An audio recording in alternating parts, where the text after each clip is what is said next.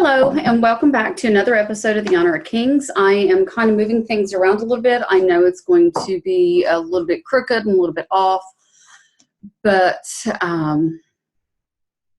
I've had to restart this laptop like 4 times. It's like, really? Okay, so anyway, there's a lot of stuff on my desk, and there's just a lot going on. I'm trying to not move the camera around so much, and I may have to go get more coffee. As you can see, I'm about half out. Okay. So I was actually watching a video the other day. I don't even remember who, because I had watched several. But it literally was talking about the different trials of Jesus. And there were actually 6 different trials. That he had to go stand before 6 different people in the night. This was not in the daytime. He had to stand before, I think his name is Annas, Caiaphas, the ruling high priest. So Annas, A-N-N-A-S, was the ex-high priest. Then Caiaphas, the new high priest. Then the Sanhedrin, then Pilate, then Herod, then back to Pilate. So he had quite a journey, and it was just, the whole thing was just illegal. So, I don't know where to put my cup. All right, so I'm looking at this Bible, and I'm going to move this arm so I can move this down. And first, we're reading about the betrayal of Jesus. Okay, so, and while he yet spake, lo, Judas, one of the 12, came. This is in Matthew 26. Now, I want to go back to the arrest, because the arrest itself was also illegal. So Matthew, this is a chronological Bible, by the way, so this is why it's all so nice and pretty in one spot. I decided to use this one because I need to not go back and forth and dig and search and find and take the time up for that. But anyway, okay. So Jesus is arrested and betrayed. While he spoke, lo, Judas, one of the 12, came, and with a great multitude with swords and staves, and the chief priests and the elders of the people, now that he had betrayed him, gave him a sign, saying, whoever I shall kiss is the same as he. Hold him fast. And forthwith he came to Jesus, and he said, Hail, Master, and kissed him. And Jesus said unto him, Friend, wherefore art thou come? Then they say, and then came they, and they laid hands on Jesus, and they took him. And behold, one of them which were with Jesus stretched out his hand, and drew his sword, and struck a servant of the high priest, and smote off his ear. Then Jesus said to him, Put away your sword into its place, for all they that take the sword shall perish with the sword. Do you think that I cannot now pray to my Father, and he shall presently give me more than 12 legions of angels? And now, but how then shall the scriptures be fulfilled, that thus it must be? In that same hour said Jesus to the multitudes, Are you come out against a thief with swords and with staves for to take me? I sat daily with you in the temple, and you laid no hold on me, but all of this was done that the scriptures of the prophets might be fulfilled. And then all the disciples forsook him and fled.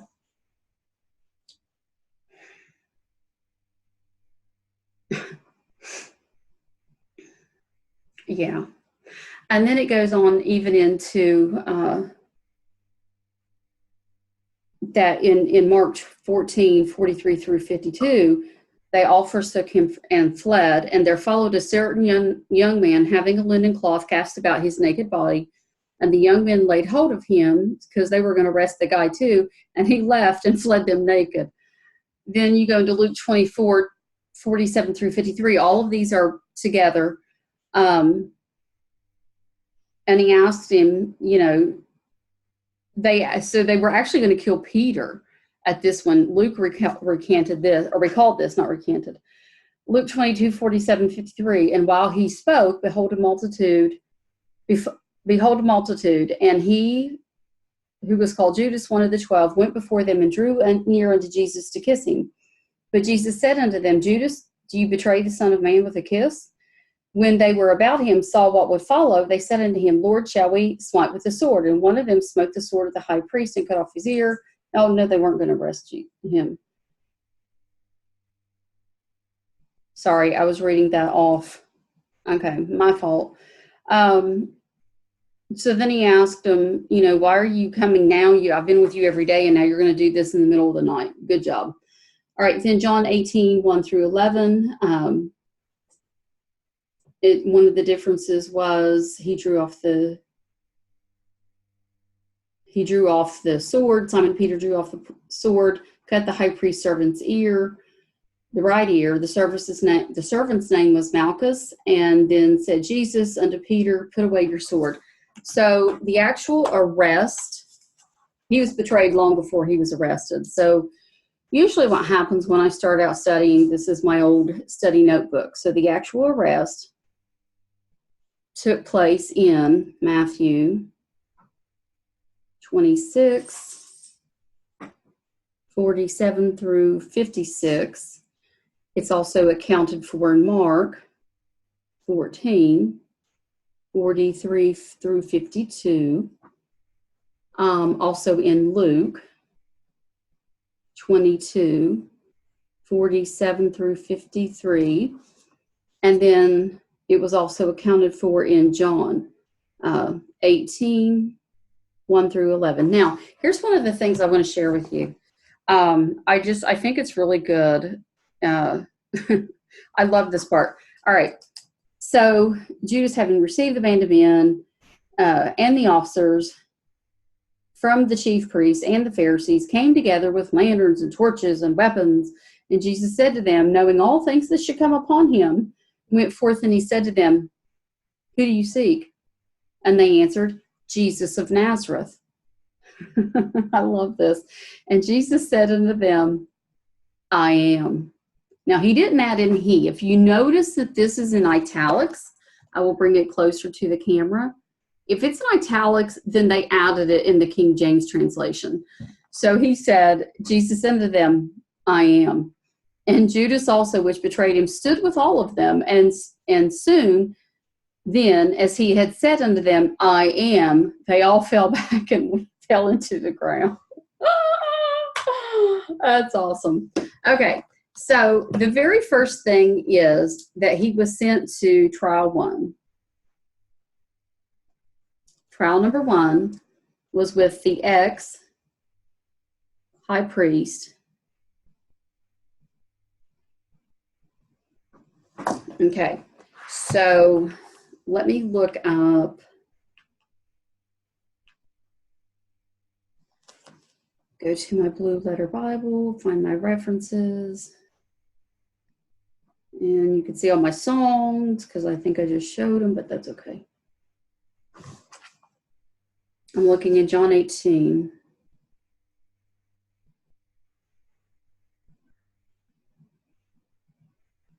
John 18, 12 through 24. Okay. And I want to find out how to pronounce this name. I think it's Anos, but in verse 13, they led him away to Anos first. So let's find out how to say his name. Have I forgot how to do this on this one since I've been, there we go. Okay. Maybe my hands are just not right, or maybe I've just not had enough coffee. Okay, 13. Okay, so they led him away, and we're going to listen. So here's the name.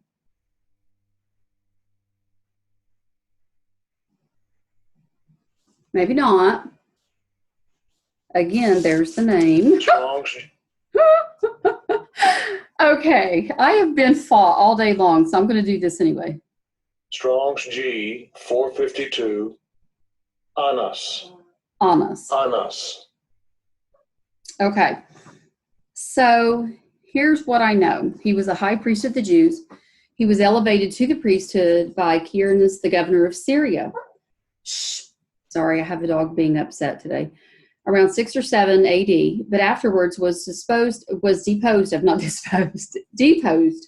by Valerius Gratus, the procurator of Judea, who put in his place First Ismael, the son of Phabi, and then shortly after Eleazar, the son of Annas. Then from later, the office passed from Simon, then from to Simon, then from Simon to Caiaphas. But Annas, even after he'd been put out of office, still had great influence. Now, from what I'm reading, because it's like, well, how do you... Okay, so let's look this up. Let's just Google and see what we've got. Yeah, I was looking up information about the Smithsonian. I'm going to share this, by the way. I don't know if you know this, but here it is on their own website. First of all, they have the sun god attribute. Isn't that lovely, how to have the sun god? But then it goes down. Look at this. Second one right here. Congress vested responsibility for the administration of the Smithsonian in a board of regents consisting of the Chief Justice of the United States, that's the judicial system, the Vice President of the United States, the executive office. So we have the judicial office and the executive. Remember, we have 3 branches of government, 1, 2, 3. Right now, the judicial system chief is there. The vice president is there. And 3 members of the Senate and 3 members of the House of Representatives with 9 citizens.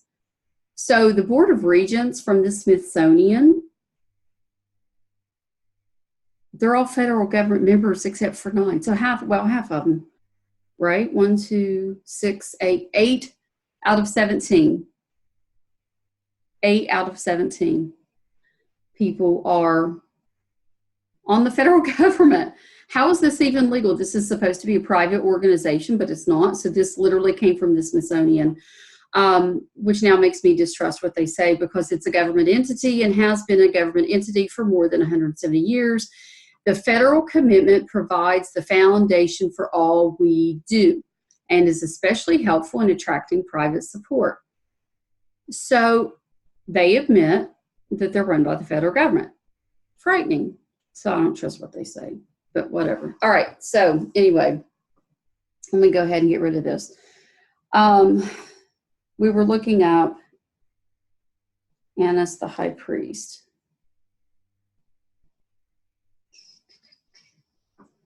Family tree might be interesting. And this is what I do. So it's not like I'm just trying to find, am I digging rabbit holes? Yes, but I'm just trying to find information. Okay, so he was the son of Seth. I don't know. Was appointed by the Roman legate as the high priest. So he was appointed by the Romans. He wasn't even officially, did he come from the line of Levi? I don't know. Okay, so he officially served as the high priest for 10 years. So the ex-high priest, appointed by Rome.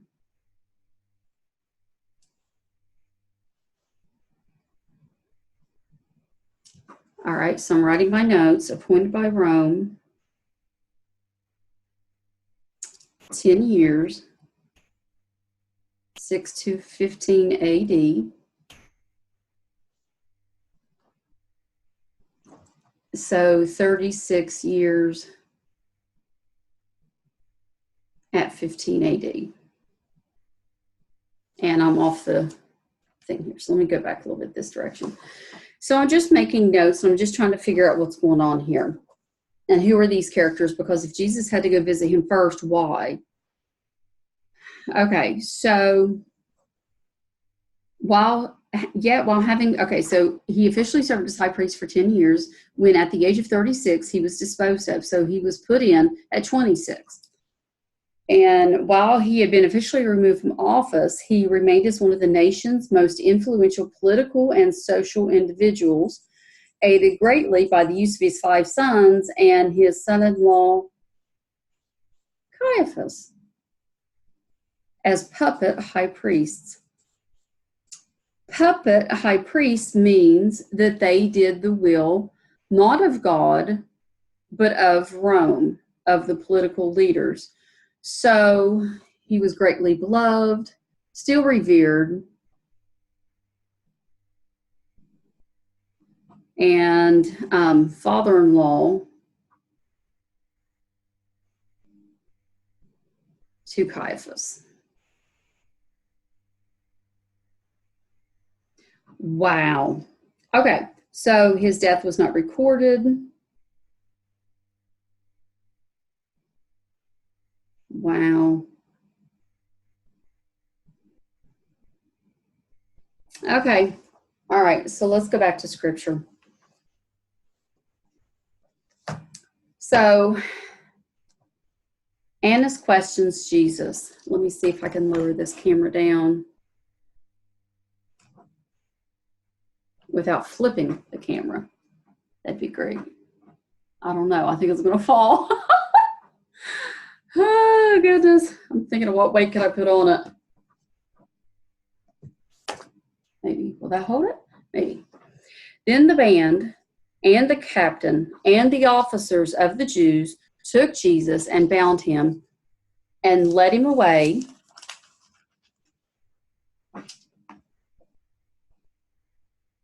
to Annas first, for he was the father-in-law to Caiaphas. Historically, biblically, absolutely, but history also says so, which was the high priest that same year. Now Caiaphas was he which had given counsel to the Jews that it was expedient that one man should die. And Simon Peter followed Jesus, and so did another disciple.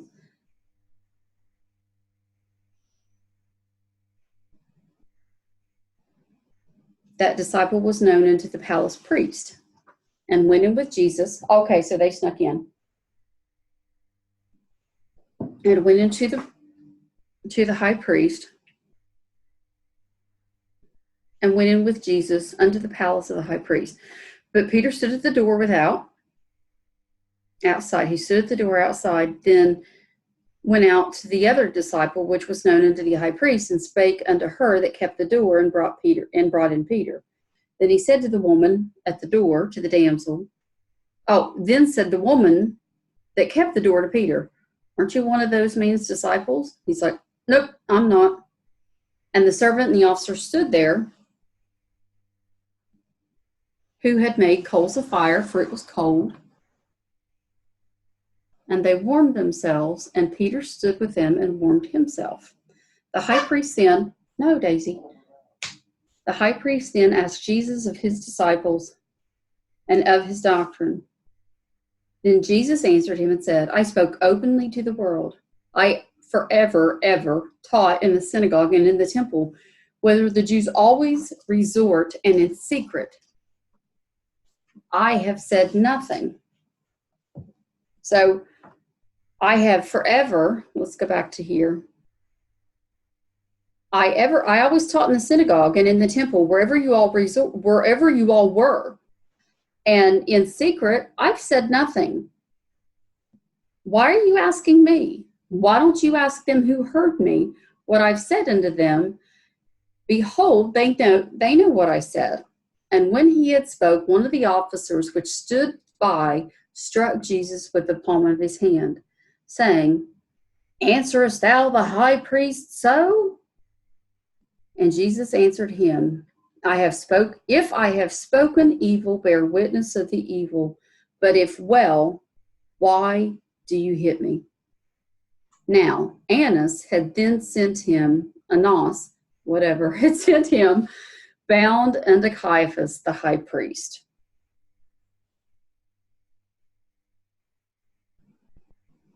So,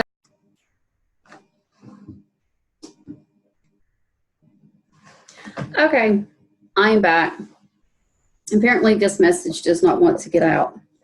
So that's okay. I mean, the whole computer shut down. I still have like an hour and a half of battery on my computer. So, okay. All right. So the question is, why would they send him? I mean, John's the only one that records him going away to Anas's house. He's the only one.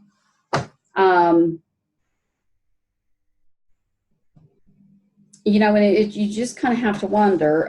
In John 18:12-23, Jesus was immediately taken to the former high priest's house. I mean, it's the middle of the night, but the religious leaders, really wanted to have him executed before the Sabbath so that they could go on with their celebration. The residence was a palace whose outer walls enclosed a courtyard where servants and soldiers could warm themselves around a fire. So now what I'm going to do, I'm going to lift this camera up, and I'm going to see, I've got a couple of books in here. One's Archaeology of the Bible, and I'm going to see if there's anything about Honest at all.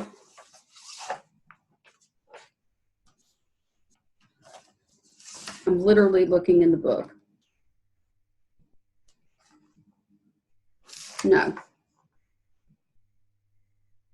Wonder if Caiaphas is.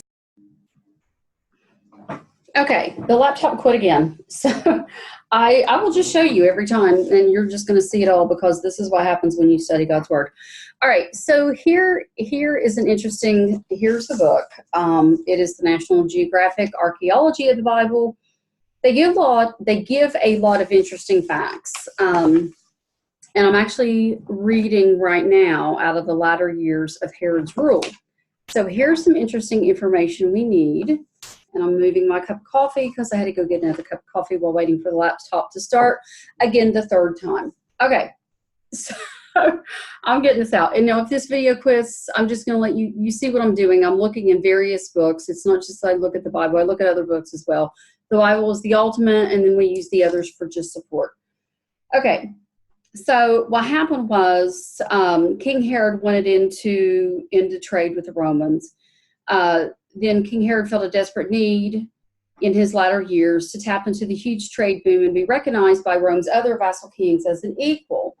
And as we saw, he did so by confiscating vast tracts of peasant lands, primarily in Galilee, in order to establish professional states that churned out surplus yields at greater rates than ever before.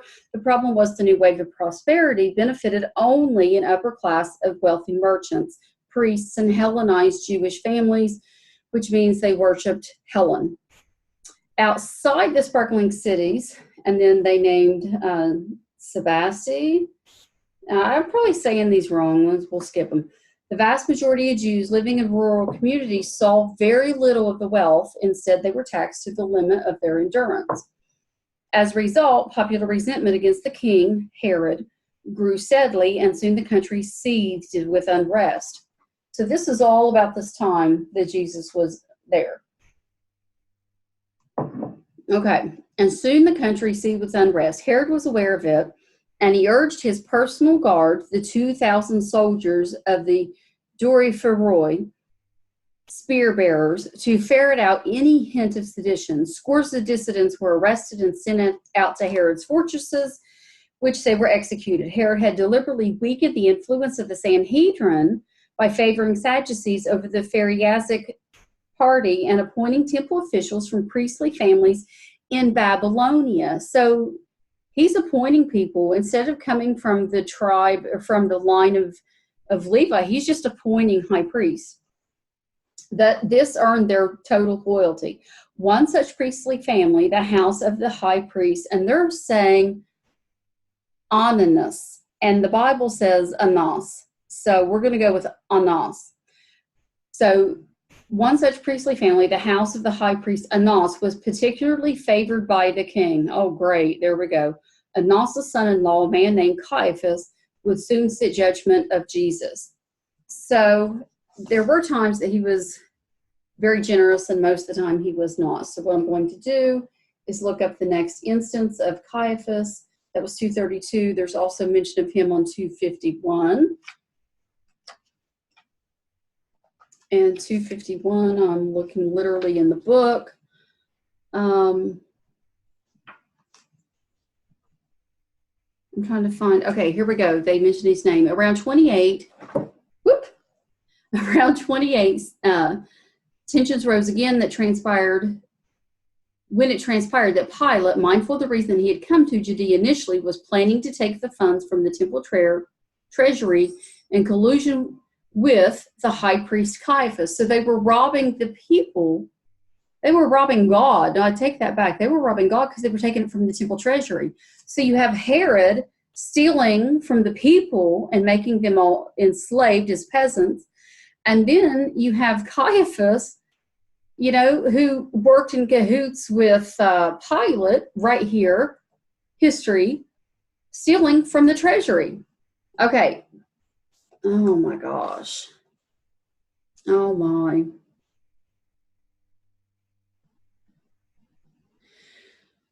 Okay. They were working. So Pilate originally came to work with Caiaphas. Oh, it's like working with the mob. That this theft was ostensibly, am I recording? I'm double checking to make sure I'm recording. I'm recording. Okay. You never know. It's been so crazy today. Okay. For the purpose of building a new aqueduct to Jerusalem did not fool the population in the least. So the people were already upset. They didn't like Pilate. They didn't like Caiaphas. They knew they were in cahoots together. So once again, a large crowd of protesters began to gather in the courtroom of the Jewish temple. Okay. Still makes you wonder how. All right. Look up the next comments. The next comment on Caiaphas. He's on the next page. 251. Let's go to page 268 and see what they say. Historically speaking. Okay, so they're just showing in this picture, and then down at the bottom they just said on 268, he was the son-in-law to Annas. Now here they spelled his name correctly. On the other page they did not. All right, moving to the next. As you see, I'm going to 68. Now I go to 271. Okay, and it looks like money changers in the temple. I wonder if, here's a thought out loud. I may be wrong, but I wonder if the reason that the reason Jesus beat the money changers out of the temple for robbing the people is because he knew it was going back to Pilate anyway. Oh, no wonder Caiaphas was so upset. He took away his money as well. Okay, but Jesus never got this far. As soon as he set foot in the forecourt, and back here, he was dismayed by the hustle and the bustle of money changers and animal peddlers, each loudly advertising his wares and fees. They had with good reason to be there. The priests admitted only sacrificial lambs without blemish, and only Tyrian shekels were permitted as currency within the temple. Tyrian. But Jesus clearly was shocked at this commercial frenzy, either because he detested the sacrificial cult, which I doubt, or because he, as one scholar had suggested, these vendors used to have their stalls outside the temple on the Chanuth, a market on the Mount of Olives. Whatever the cause may be, Jesus made a whip of cords and overturned the tables of the money changers and the seats of those who sold doves. Overcome with anger, he cried, citing the book of Isaiah, "Is it not written, my house shall be called a house of prayer for all the nations?" And then he followed with another quote, far more damning, this time with the book of Jeremiah, "But you have made it a den of robbers." Oh, my. Oh, my. This sealed Jesus' fate. It was only 2 years since the massive protest over the rumor that Pilate was already in collusion with the high priest Caiaphas, was stealing from the temple treasury, as Josephus tells us. The chief priests and the scribes heard it, and they kept looking for a way to kill him. Are you serious? Are you serious? Interesting fact. Wow. Okay, so 271. Let's go to the next. Pontius Pilate was not a nice guy, and everybody's like, "Oh, he washed his hands. He was so nice. He didn't want to be involved in the murder." No, he was heavily involved in the murder. Okay, 271. Let's go to 275, 276. Okay, 275.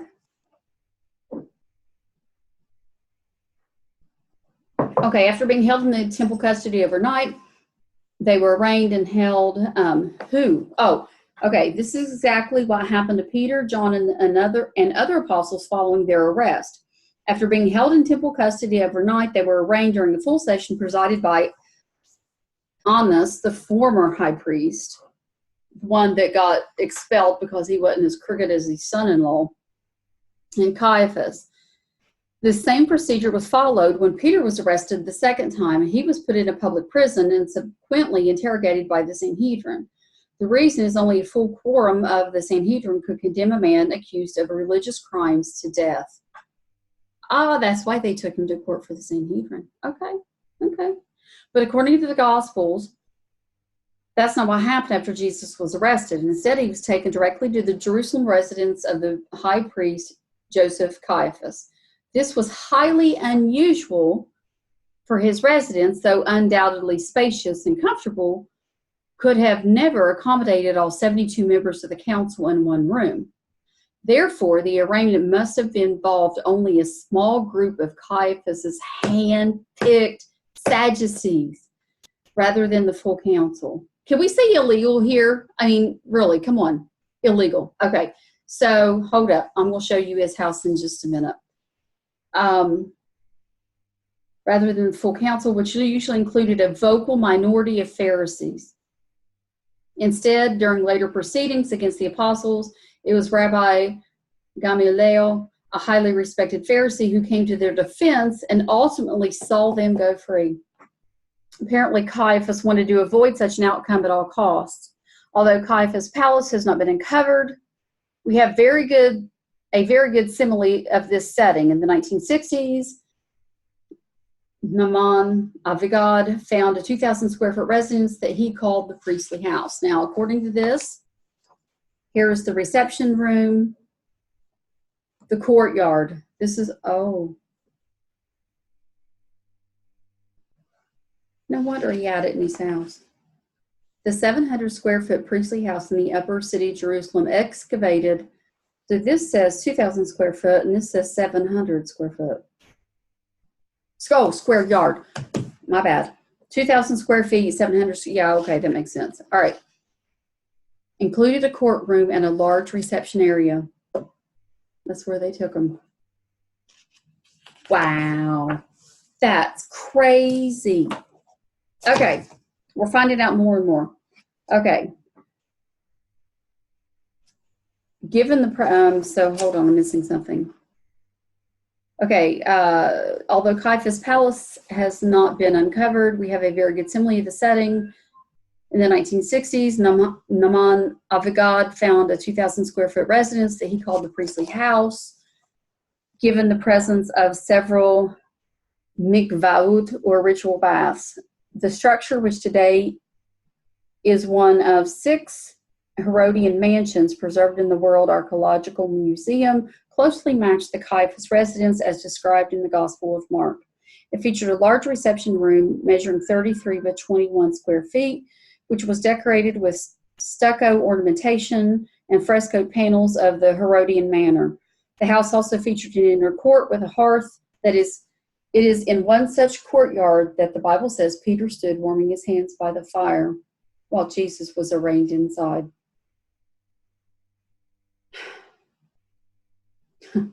According to the Gospel, Mark's Gospel, whose depiction of the Passion was closely followed by the other evangelists, Caiaphas struggled to define a charge. That would justify its referral to Roman jurisdiction without the backing of the Sanhedrin. Caiaphas could not order a man to death. He had to rely on the Roman authorities. Actually, the high priests weren't even allowed to testify in those matters. They were priests.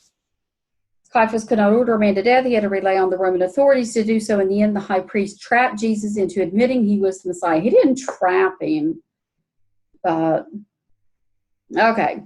The Son of Man, seated at the right hand of the power. Yes, that was actually Jesus quoting from the book of Daniel. Obviously, had no consequence to the Romans. However, it did really make the Jews highly, highly upset. It is important to recognize that notwithstanding popular perception, Jesus was a colonial subject and therefore did not merit a proper Roman trial, which was reserved only for Roman citizens like Paul. So, okay. So now let's look at, we've got one more place, I think. I'm looking in the back. Page 294. And I've got one more page to see. The Osteria Caiaphas. In 1990, archaeologists made a sensational discovery in a small family tomb that contained several ossuaries from the 1st century. The most elaborate of these boxes bore an Aramaic inscription. Oh, yeah. Joseph Caiaphas, who may have been the high priest. From my understanding, according to history, he actually died and buried. He died and was buried in Gaul of France, as well as Pilate. They all took off, like after all this happened, or maybe that was Herod. I don't know. But anyway, nobody really paid that much attention. So this is all the information that I have gleaned out of this book. And so let me go. I'm going to move that. And then I'm looking at this illustrated life. And again, we're going to the back. I want to find out. And I'm trying to not hit the camera, but that's not going to happen. Okay. I can bend the pages, but not the cover. The cover's hardback. All right. So now I'm looking in the back. Again for Annas, or yes, found him. He's right here. Page 301. And they spelled his name. See, they spell his name 2 different ways, and it's still the same guy in the Jewish mafia, for lack of a better term.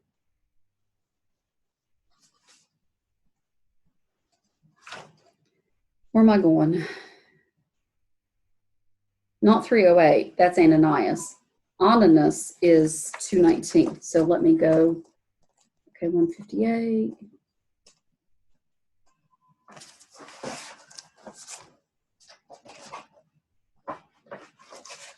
Okay.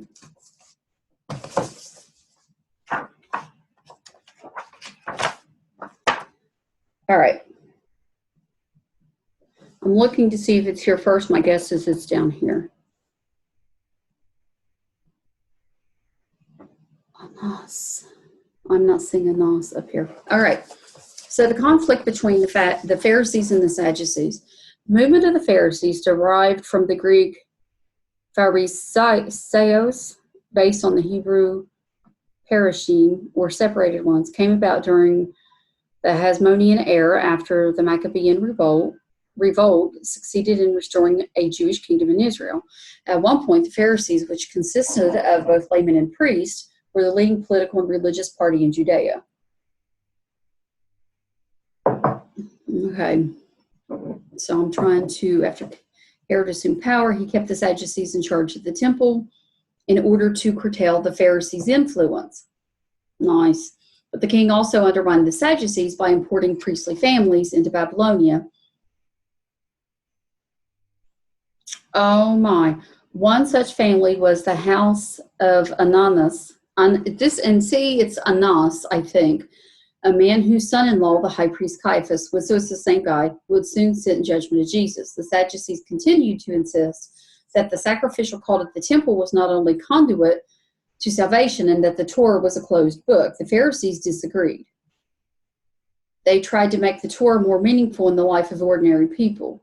One way to do this was to apply the temple rites to everything everybody did, including washing, tithing, and Sabbath occurrence. Josephus estimated by the middle of the 1st century there were 6,000 Pharisees in Roman Judea.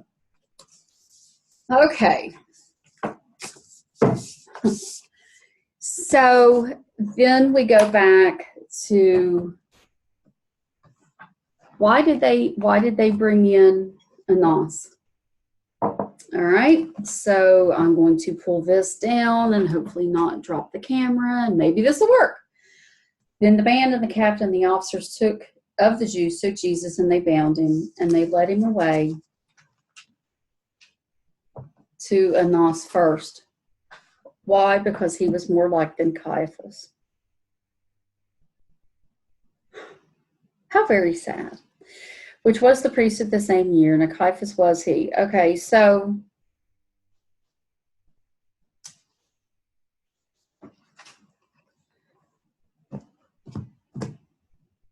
he was immediately taken to the high priest's residence. They knew they had nothing to hold him on. They made sure that it was done in the house and not in the courtrooms where it should have been done, because had it been done in the courtroom, they could have had all of the high priests there, the 70-some people, but they couldn't do that.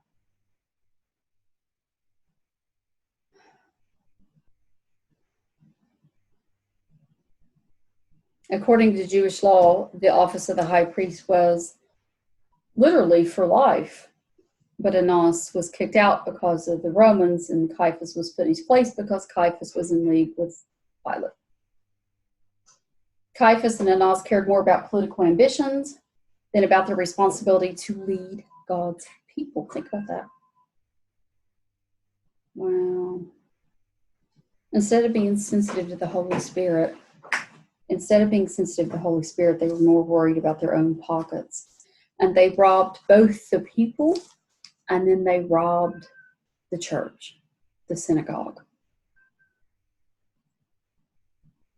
And if they had to, they were going to kill the son. Why were they going to kill the son? Because the son said what they were doing was evil, and he exposed them before the people when he whipped the merchants out of the temple. When it talks about John 18:15, Simon Peter followed Jesus, and so another disciple. Most people speculate that it's John, because John was the one writing the book, and because of his connections. John got himself, he was the closest into with the high priest, but not that he was in corruption, but they just knew each other. Peter refused to identify Jesus. I mean, he didn't even, I am not. Look at that. He said, I am not. The reason that they pulled Jesus before Annas, and this is the first hearing, was because they knew that they had no grounds to hold him. They knew they couldn't get the Sanhedrin vote of the 72. So because they had no grounds to hold him, they started bringing out these trials before him and asking him questions, trying to find witnesses. Because if you read later, it said that they were seeking, here we go, the chief priests and elders and all the council sought for false witnesses against Jesus to put him to death. They didn't even care. Now, see, you're supposed to just screen for any honest person. They did not. They sought out only those who would testify against Jesus. They would not allow those who testified for Jesus in the hearing at all. Because of the haste that they tried to do, and they tried to hurry up and kill him in less than 24 hours so that they could make that Sabbath Passover party, because Caiaphas, he had to be the one who was going to do the ceremony and bring in the money and probably give it to Pilate. Him and Pilate were splitting. Okay, so that gives you a basic idea of how I study, where I find my information, how the backstories happen. There are historical documents that we can look up as well. So trial 1 was with the ex-high priest Annas, who was appointed by Rome, but only for 10 years, not life.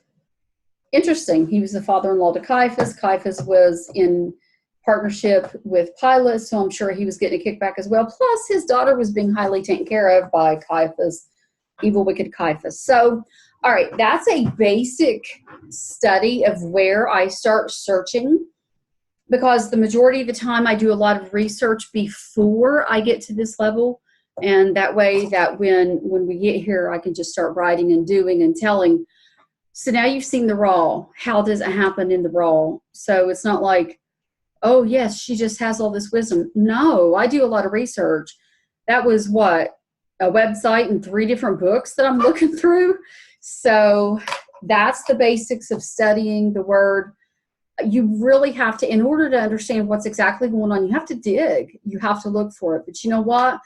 It is worth it. God is worth it. And just to find out the true history and to find out what's going on and just to understand, so worth it. So Okay, now we know why they took Jesus to go see the high priest Annas.